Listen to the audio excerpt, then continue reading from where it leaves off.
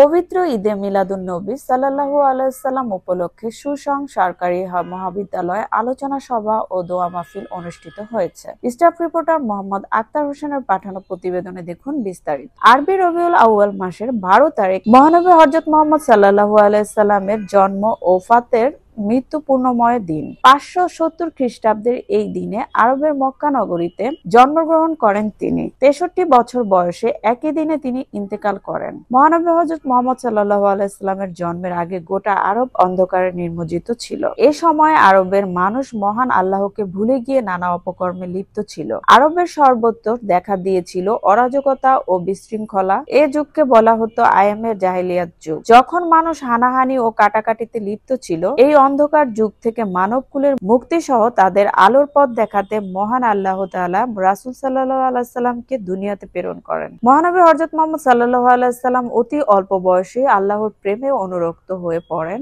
এবং প্রায় তিনি হেরা পর্বতের গুহায় ধ্যানমগ্ন থাকতেন। 25 বছর বয়সে মহানবী বিবি খাদিজার সঙ্গে বিবাহ বন্ধনে আবদ্ধ হন। মাত্র 40 বছর বয়সে তিনি নবুয়ত লাভ করেন। ঈদে মিলাদুন্নবী উপলক্ষে সারা দেশে যথাযথ ধর্মীয় মর্যাদা ও ভাব গাম্ভীর্যের সঙ্গে উদযাপিত হচ্ছে দিন। উক্ত আলোচনা ও দোয়া মাহফিল প্রধান অতিথি হিসেবে উপস্থিত ছিলেন জনাব মোহাম্মদ রেদওয়ান রহমান, অধ্যক্ষ সুসং সরকারি মহাবিদ্যালয়, বিশেষ অতিথি নাসির উদ্দিন, সদস্য সচিব একাডেমিক কাউন্সিল এবং জিয়াউর রহমান, সম্পাদক শিক্ষক পরিষদ। প্রধান আলোচক হাফেজ মাওলানা মোহাম্মদ অলিউল্লাহ বিন আবু তাহের।